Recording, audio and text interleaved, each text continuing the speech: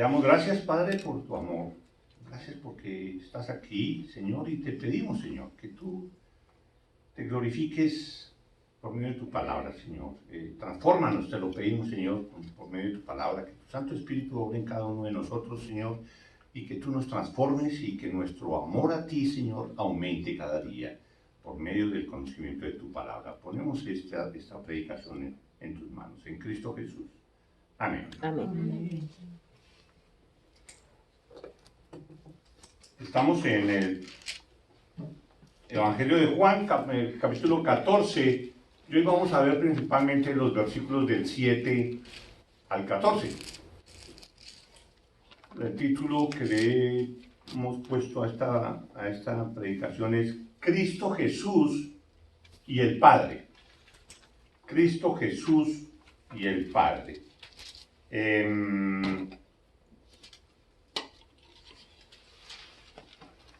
Y vamos a leer la palabra de Dios para enmarcar bien los versículos que vamos a tratar. Pero para enmarcarlo bien, vamos a leer desde el versículo 1 hasta el 14. Juan capítulo 14. No se turbe vuestro corazón, creéis en Dios, creed también en mí. En la casa de mi Padre muchas moradas hay. Si así no fuera, yo lo hubiera dicho. Voy pues a preparar lugar para vosotros. Y si me fuere y os preparare lugar, vendré otra vez y os tomaré a mí mismo, para que donde yo estoy, vosotros también estéis. Y sabéis que a dónde voy, y sabéis a dónde voy, y sabéis el camino. Le dijo Tomás: Señor, no sabemos a dónde vas, ¿cómo pues podemos saber el camino? Jesús le dijo: Yo soy el camino y la verdad y la vida. Nadie viene al Padre sino por mí. Si me conocieseis, también conoceríais al Padre. Y desde ahora le conocéis y le habéis visto. Felipe le dijo: Señor, muéstranos al Padre y nos basta. Jesús le dijo: ¿Tanto tiempo hace que estoy con vosotros y no me has conocido, Felipe? El que me ha visto a mí, ha visto al Padre. ¿Cómo pues dices tú, muéstranos al Padre?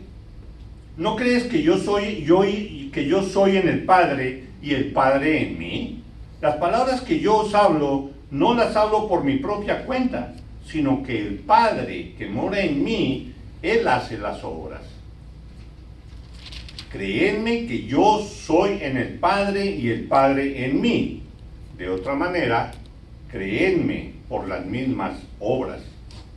De cierto os digo, el que en mí cree, las obras que yo hago, él las hará también, y aún mayores hará, porque yo voy al Padre. Y todo lo que pidiereis al Padre en mi nombre, lo haré, para que el Padre sea glorificado en el Hijo. Si algo pidiereis en mi nombre, yo lo haré. Recordemos que estamos en la última noche de Jesús con sus discípulos antes de su muerte en la cruz. Estamos en el aposento alto, está Cristo hablándoles, Cristo diciéndoles a ellos qué es lo que va a pasar, y está Jesús dándoles las últimas recomendaciones, animándolos, está con ellos, advirtiéndoles a que se iban a enfrentar. Él está tratando de animarlos y de consolarlos y de que no sufrieran. Antes que buscar Jesús consolación, porque al día siguiente iba a ser torturado y crucificado, y él sabía eso, y se lo había dicho a los discípulos. Antes que buscar esa consolación, él estaba preocupado por sus discípulos y les estaba dando consolación. Ellos que se iban a quedar acá y no los iban a golpear ni a crucificar. Él es el que los estaba consolando.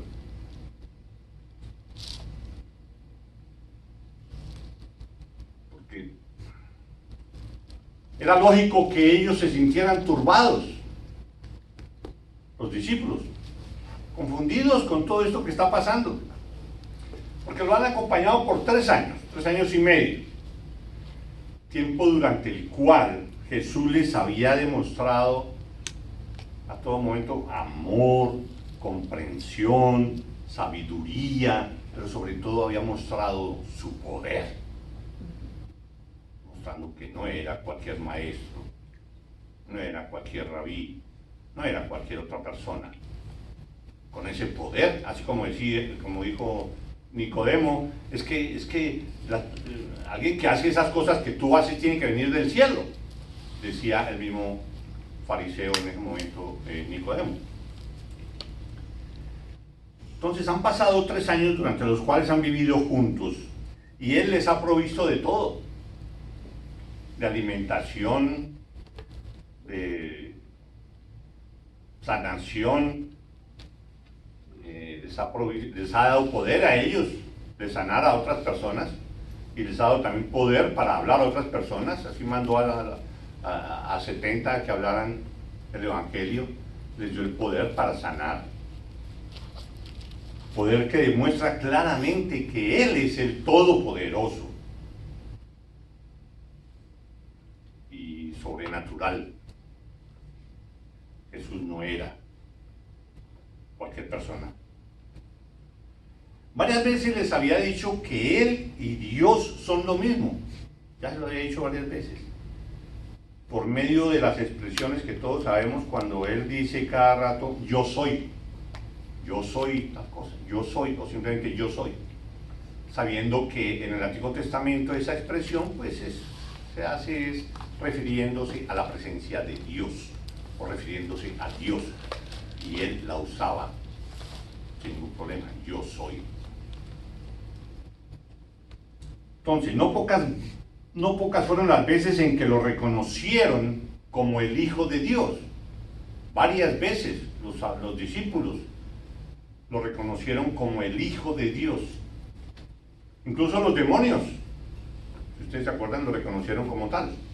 Y les voy a leer varios versículos rápidamente donde se habla de eso. Cómo los discípulos reconocen que Él es el Hijo de Dios, que Él es el Mesías.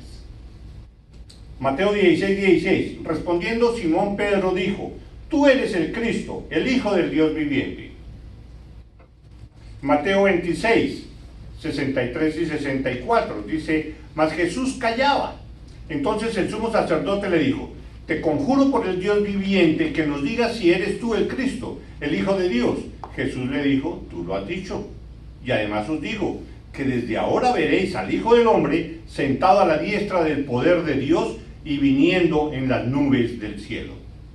Eso es cuando el sumo sacerdote se desgarró las vestiduras y dijo, ¿para qué más prueba? Él es culpable de blasfemia. Marcos 3:11 dice, y los espíritus inmundos, al verle, se postraban delante de él y daban voces diciendo, tú eres el Hijo de Dios. Por eso decimos que hasta los demonios creían que Él era el Hijo de Dios. Lucas 4:41, también salían demonios de muchos, dando voces y diciendo, tú eres el Hijo de Dios. Pero Él los reprendía y no les dejaba hablar, porque sabían que Él era el Cristo. Respondió Natanael y le dijo, en Juan 1:49, Rabí, tú eres el Hijo de Dios, tú eres el Rey de Israel. ¿Recuerdan cuando llevaron a Natanael a presentarle a Jesús y Jesús le dijo, yo te conozco, tú eras el que estaba el otro día ahí debajo de un árbol, estaba debajo allá y él estaba hablando debajo de la higuera y estaba hablando con Dios, pero de una manera en que solo él sabía que estaba hablando con Dios y solo él sabía que él estaba ahí, nadie más sabía que Nicodemo estaba debajo de la higuera. Después Jesús le dijo, no, el día que tú estabas debajo de la higuera, yo estaba contigo. Natanael. Quedó Nicodemo Natanael. asombrado. ¿Cómo? Digo Natanael. Y le dijo, Rabí, tú eres el Hijo de Dios, tú eres el Rey de Israel. Nadie más podía saber que yo estaba ahí. En Juan 6:69, y nosotros hemos creído y conocemos que tú eres el Cristo, el Hijo de Dios viviente.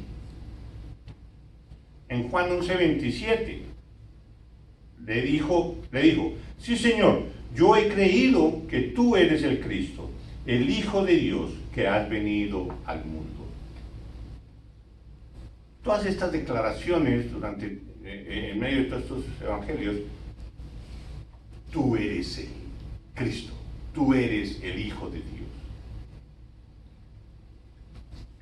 Pero ahora que Cristo está tratando de consolarlos, será el ánimo de la reunión, además de confirmarles y asegurarles que Él es el Hijo de Dios, que Él es el único camino al Padre, como lo vimos en los versículos anteriores, que Él es el único camino al Padre, que es la única verdad y que Él es la vida. Cristo quiere consolarlos por medio del convencimiento por parte de ellos de que Él es Dios. Todos reconocían es el Hijo de Dios, es el Mesías. Y de pronto un Mesías diferente con una concepción un poco distorsionada de lo del verdadero Mesías, que era a librar al mundo del pecado y no librar al pueblo judío del pueblo romano, del imperio romano. Entonces, muchos de ellos tenían ese concepto mesiánico diferente, pero reconocían que era el Hijo de Dios.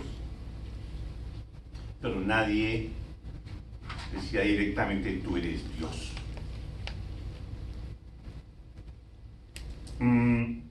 Aunque ya lo ha dejado ver, eso de que yo soy Dios, por medio de la expresión de yo soy, expresión que todos sabían por el Antiguo Testamento, de que cuando lo hace se está refiriendo a Dios. Ahora quiere Cristo asegurarles de una manera más directa aún de que Él es Dios. Y de eso se tratan todos esos versículos. Y eso es lo que más o menos él trataba de demostrar cuando usó la expresión yo soy, que fue varias veces. Y todos sabían, yo soy es Dios. ¿Por qué? Porque, ¿recuerdan?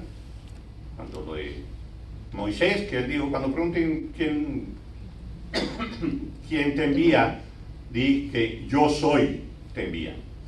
Yo soy, esa expresión significa que el que es, el que no tiene comienzo ni fin, el que siempre ha existido, el yo soy, el eterno, Dios. En Juan 4, 25 y 26 le dijo la mujer, ¿recuerdan lo de la mujer samaritana? Sé que ha de venir el Mesías, llamado el Cristo. Cuando Él venga, nos declarará todas las cosas. Jesús le dijo, yo soy el que habla contigo. En Juan 6:35 Jesús les dijo, yo soy el pan de vida. El que a mí viene nunca tendrá hambre, y el que en mí cree no tendrá sed jamás. En Juan 6:51, yo soy el pan de vida que descendió del cielo.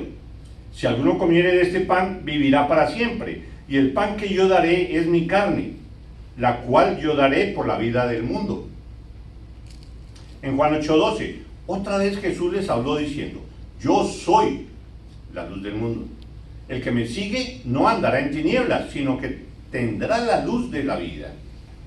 En Juan 8:24, aquí es donde, si le ponemos atención, es donde más claramente habla, o no, es la parte que más claramente, pero aquí habla claramente de que Él es Dios. Juan 8:24 dice, por eso os dije que moriréis en vuestros pecados, porque si no creéis que yo soy, en vuestros pecados moriréis. ¿Por qué dije yo eso? Porque el único que perdonaba pecados, de acuerdo al Antiguo Testamento, de acuerdo a todo lo que el conocimiento de los discípulos y de todos hasta ese momento, el único que perdona pecados es Dios. Y Él dice, porque os dije que moriréis en vuestros pecados, porque si no creéis que yo soy Dios, en vuestros pecados moriréis. Ahora, si creéis, pues lógicamente va a suceder lo contrario. Si creéis que yo soy Dios, vuestros pecados serán perdonados. En Juan 10:9, yo soy la puerta. El que por mí entrare será salvo, y entrará y saldrá y hallará pastos. Por último, Juan 11:25, le dijo Jesús: yo soy la resurrección y la vida, cuando resucitó a Lázaro. El que cree en mí, aunque esté muerto, vivirá. Jesús resucitando. Entonces, tal como veníamos diciendo, Jesús quiere consolarlos. Y quiere consolarlos demostrándoles que Él es Dios. Que no solo es, digámoslo así, el Hijo de Dios. Aunque todos sabemos que el Hijo de Dios es Dios, pero en la mente de muchos estaba, ok, sí, es el Hijo de Dios, pero es diferente ser el Hijo de Dios a ser Dios. Pero Él quería Él quería convencerlos de que Cristo es Dios, para que si creían en Él, si confiaban en Él, hombre, pues que entendieran, que se consolaran más sabiendo que Él es Dios y que Dios quiere consolarlos, y que Dios quiere ayudarlos y quiere estar con ellos y demás, y quiere animarlos. Pero para eso se necesitaba que ellos comprendieran que Él es Dios. Y por eso la importancia del tema de hoy es de los versículos 7 al 14, donde habla específicamente de eso. Si me conocieseis, también a mi Padre conocerías. ¿Sí? Si me conocieseis, conocería al Padre inmediatamente, porque ya me conoces. Y le habéis visto, ya me han visto ustedes a mí, o sea que ya han visto al Padre. Felipe, si todavía sin comprender, le dice: muéstranos al Padre y listo, basta, ya vamos a creer en Él, pero muéstranos al Padre. ¿Cómo así, Felipe? Pero si llevo contigo 3 años y medio, ¿cómo me vas a decir que muéstranos al Padre? Tanto tiempo hace que estoy con vosotros y no me has conocido, Felipe. El que me ha visto a mí ha visto al Padre. ¿Cómo pues dices tú, muéstranos al Padre? ¿No crees que yo soy en el Padre y el Padre en mí?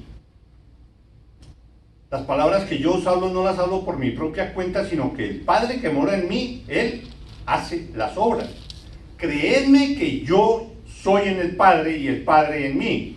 De otra manera, creedme por las mismas obras. Es que dicen esos versículos.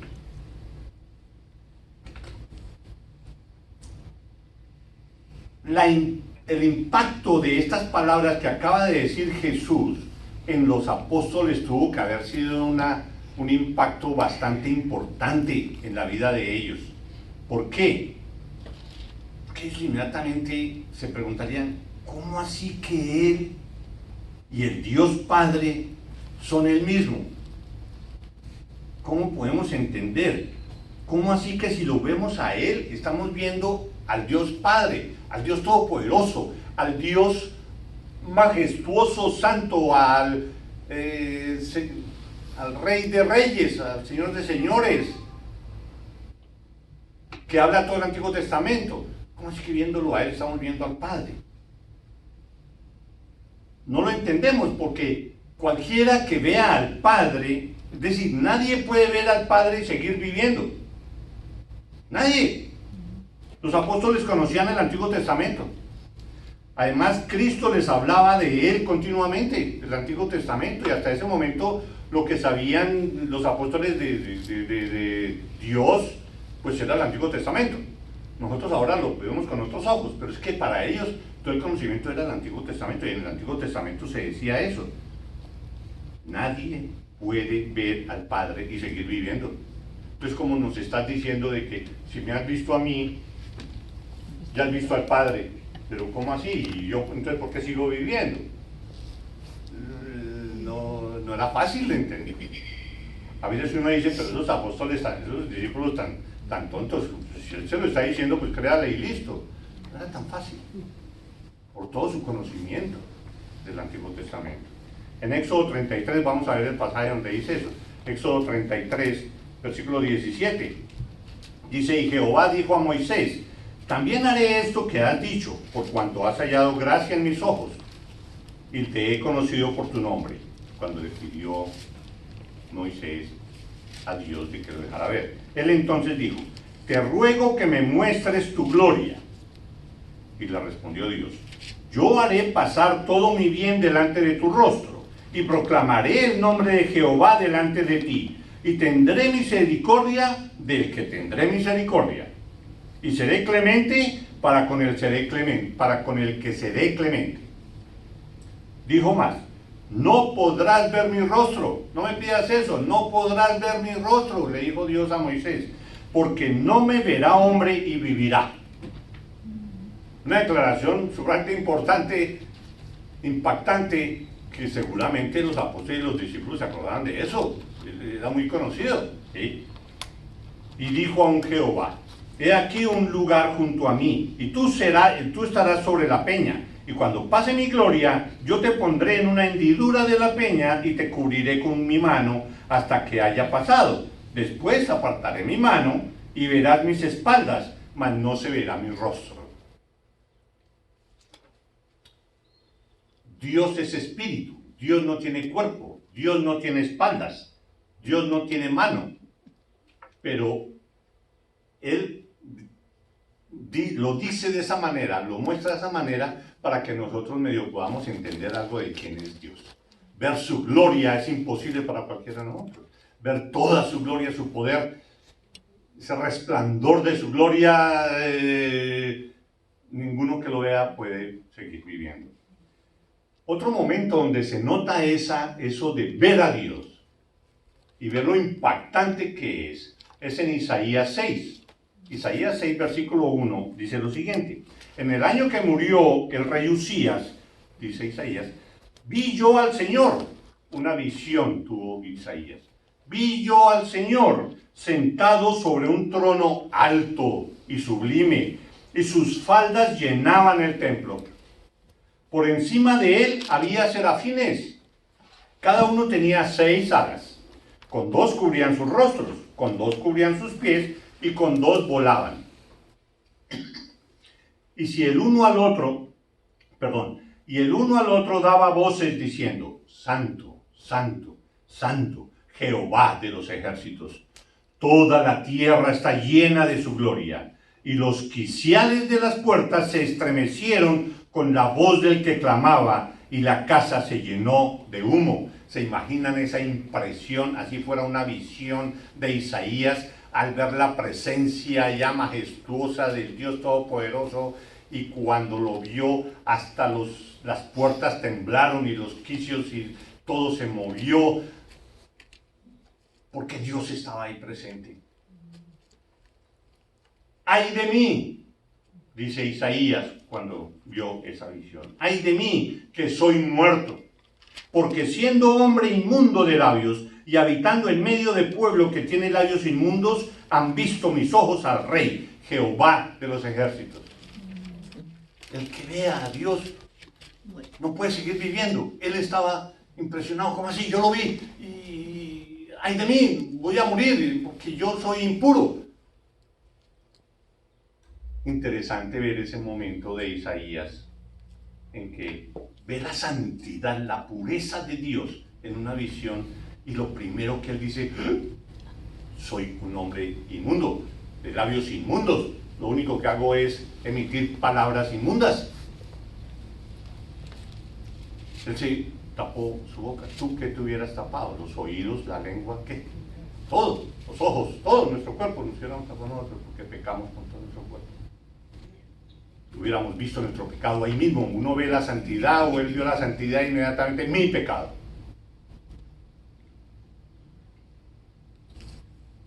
Ay de mí que soy muerto, dijo Isaías.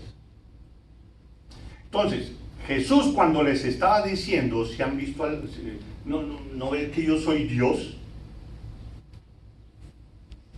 Jesús estaba en su consolación a ellos, les estaba explicando el misterio de la Trinidad. Ellos no sabían del misterio de la Trinidad hasta ese momento.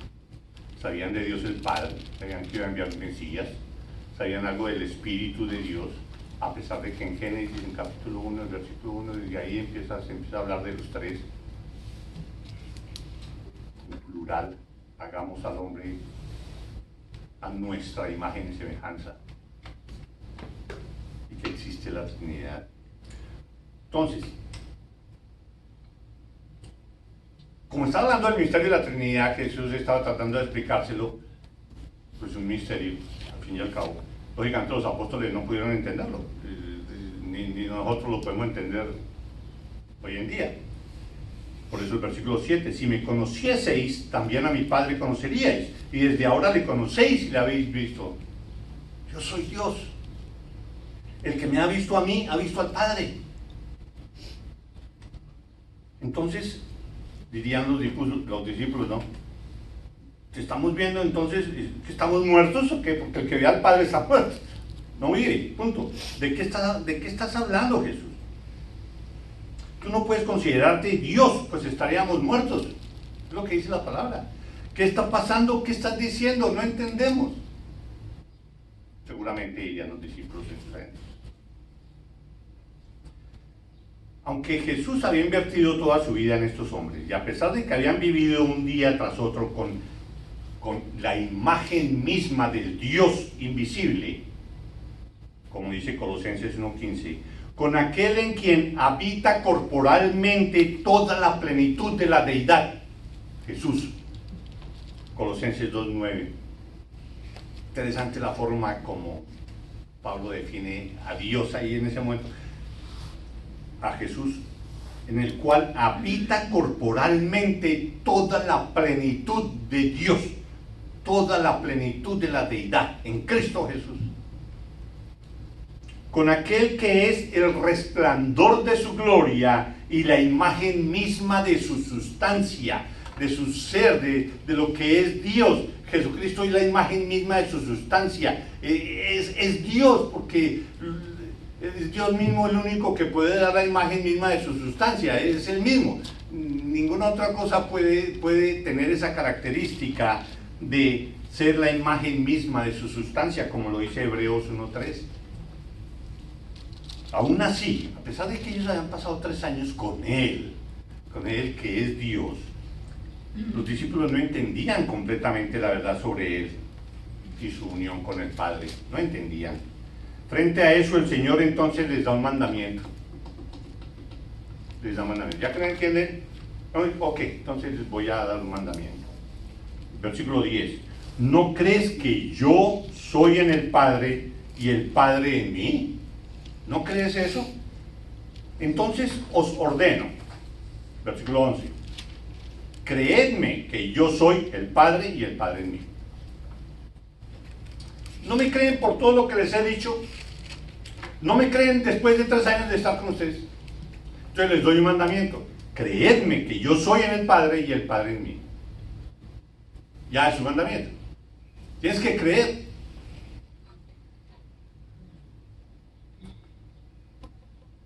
Es necesario aclarar que Jesús no les estaba diciendo, si no lo entienden, tienen que creerlo y punto. No es eso en el fondo. Aunque si bien es cierto que la fe, tengamos en cuenta eso, la fe no solo es el medio para apropiarse de la salvación, ¿sí? Para tener salvación tenemos que venir a los pies de Cristo en arrepentimiento y fe. En fe de que Él es el Hijo de Dios, de que Él es el Salvador del mundo, de que murió en la cruz para pagar nuestros pecados. Esa fe no es solo el medio de la justificación, el medio de la salvación, sino que también es el sustento de la vida cristiana. En esa fe es que se debe basar nuestra continuidad como cristianos, nuestra santificación, nuestra vida santa, nuestro alejamiento del pecado, nuestra dedicación completa a nuestro Dios. La fe es el sustento de toda esa vida de ahí para adelante en el proceso de santificación. Es el sustento para la vida cristiana. La fe cristiana no es solo creer y punto. Creer y ya, listo. No, la fe cristiana se apoya en la evidencia abrumadora de la realidad de los hechos.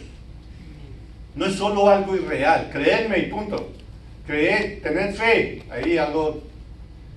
Creer que Jesús es el Hijo de Dios y ya, listo. No, la fe está basada en la evidencia abrumadora de la realidad de los hechos.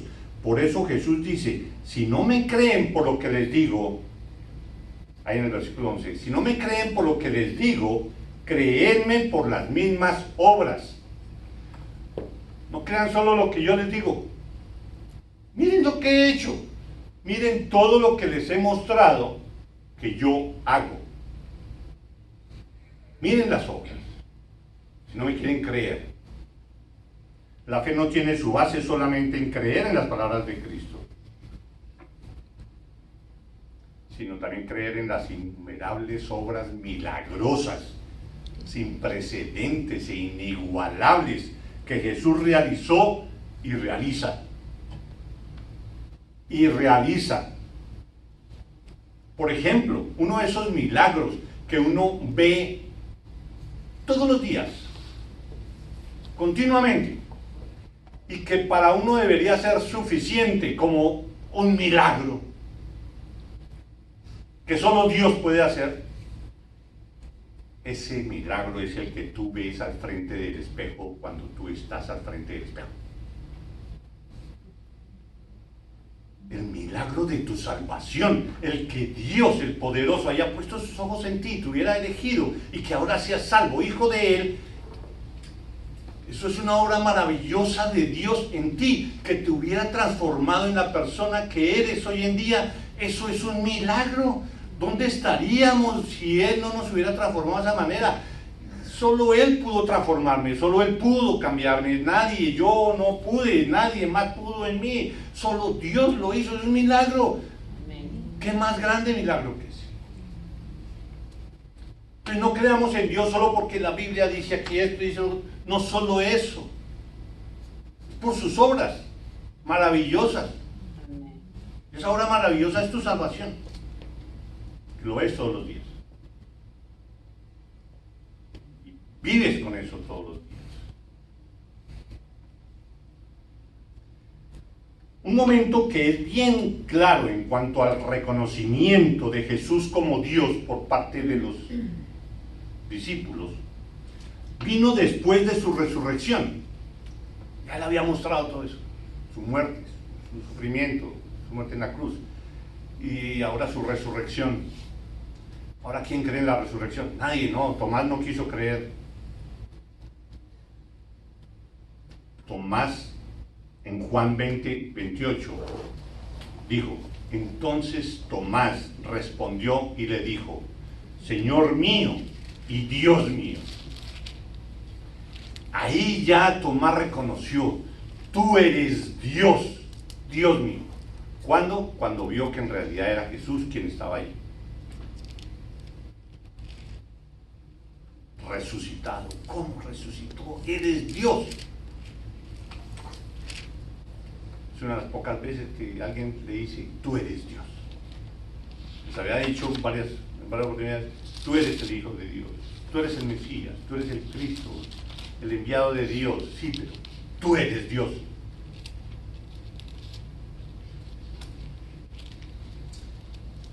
Y leyendo sobre este tema, pensaba yo, pues muchas veces, sí, esa es la discusión que hay en muchas partes, y muchos niegan de que Jesús es Dios y todas esas cosas. Y en eso se distinguen la religión verdadera de la que no es verdadera. Que hay muchos que no creen que Jesucristo es Dios. Pero yo digo, siempre es en ese sentido, que Jesucristo es Dios. Pero nosotros deberíamos decir es que Dios es Jesús. Es lo mismo. Pero casi nunca he escuchado uno esa expresión de esa manera. Es que Dios es Jesús. Y Dios es Espíritu Santo. Y Dios es Dios Padre. Y el Dios Padre es Dios. Y el Espíritu Santo es Dios. Y el Hijo es Dios. Y Dios es el Hijo. Y es la Trinidad. Es Dios, el infinito. Señor mío y Dios mío, dijo Tomás. Ahora, terminemos hablando de los versículos 12 al 14, rápidamente. El versículo 12 dice: de cierto os digo, el que en mí cree, las obras que yo hago, él las hará también, y aún mayores hará, porque yo voy al Padre. ¿Cómo? O sea que todos los milagros que hizo Cristo Jesús, los podemos hacer nosotros los que creemos en Él. Porque eso es lo que está diciendo. El que en mí cree, las obras que yo hago, él las hará también. Y aún mayores hará porque yo voy al Padre. Esto no significa que nosotros vamos a hacer milagros más grandes de los que hizo Jesús, porque eso es imposible. Nosotros no somos dioses, ni mucho menos. No es que vamos a resucitar de una manera más extraordinaria a alguien, o en lugar de alimentar a 5.000 vamos a alimentar a 36.186 o cosas así. No, no trata de eso. Se está refiriendo exclusivamente a que en el tiempo de Jesús, Él convirtió a muchos, muchos llegaron a los pies de Él, aunque no eran grandes cantidades de personas, a unos, pero yo voy al Padre, y aún mayores hará porque yo voy al Padre. El que queda, ustedes, los discípulos, los que creen en mi nombre, el que en mí cree, las obras que yo hago, Él las hará también, y por medio de Él, Dios va a traer a muchos más de los que Jesús trajo a los pies de Dios y a ser salvos. Por medio de ustedes se hará una obra más grande que la que hizo Jesús, pero tú eres la herramienta principal. Tú eres quien tienes que colaborar en traer personas a Cristo. Es lo que está diciendo aquí Jesús. Y el último, versículos 13 y 14, dice: y todo lo que pidieres al Padre en mi nombre, lo haré, para que el Padre sea glorificado en el Hijo. Si algo pidiereis en mi nombre, yo lo haré. Entonces aquí otra vez, ¿sí? Dice: y todo lo que pidiereis al Padre en mi nombre, lo haré. ¿Por qué no dice lo hará? Todo lo que pidiereis en nombre de mí al Padre, Él lo hará. No, todo lo que pidiereis en mi nombre al Padre, lo haré. O sea, Él es Dios, el Padre. Y el 14, si algo pidiereis en mi nombre, yo lo haré. Esto no quiere decir que para que nos conteste una oración, no nos puede olvidar decir en el nombre de Jesús, amén. No es para eso, no es una abracadabra, no es una palabra mágica. Si no la dices, no has orado. No, es solo un recordatorio de que lo que uno pida debe estar enmarcado dentro de la voluntad de Dios. Si está enmarcado dentro de la voluntad de Dios, si lo que estamos pidiendo lo glorifica a Él, si lo que estamos pidiendo está de acuerdo a su palabra, pues Él lo hará. Pero si lo que estamos pidiendo no está de acuerdo a su voluntad, Él no lo hará. Así digamos 1000 veces en el nombre de Jesús. No es el significado, es que esté de acuerdo a la enseñanza de Jesús, a su persona, a su santidad, a su propósito, a su voluntad, a su santidad, a todo eso. Y ahí Él lo hará. ¿Qué es pedir en el nombre de Jesús? Pedir de acuerdo con su voluntad. Es reconocer la falta de merecimiento para recibir algo de Dios. Es expresar el deseo de que Dios reciba la gloria con su respuesta. ¿Sí? Eso es lo que quiere decir en el nombre de Cristo Jesús. Que Él sea glorificado. Nosotros no merecemos eso. Y que es la voluntad de Dios. Entonces, los discípulos y por extensión todos nosotros, los creyentes en Cristo como el único camino al Padre, tenemos la seguridad de que Cristo nos consuela cuando estamos enfrente a nuestros sufrimientos. Porque Cristo es Dios. Amén. Amén. Por eso tenemos consolación en Él. Y mucho más con lo que se va a ver en lo que sigue ahí del capítulo 14 y enseguida de Juan, de que para completar esa consolación que Dios quiere hacer en cada uno de nosotros y consolarte a ti, Él va a enviar al Espíritu Santo para que te consuele, al gran consolador. Todo eso, ¿por qué? Porque Él puso los ojos en ti sin tu merecerlo. Y te dio la fe y viniste a los pies en verdadero arrepentimiento y fe. Verdadero arrepentimiento. Una firme intención de no seguir pecando. Y en negarse a uno mismo y seguir a Cristo. De eso se trata. Vamos a orar. Gracias por tu palabra, Padre. Gracias porque nos muestras, Señor, que Cristo es Dios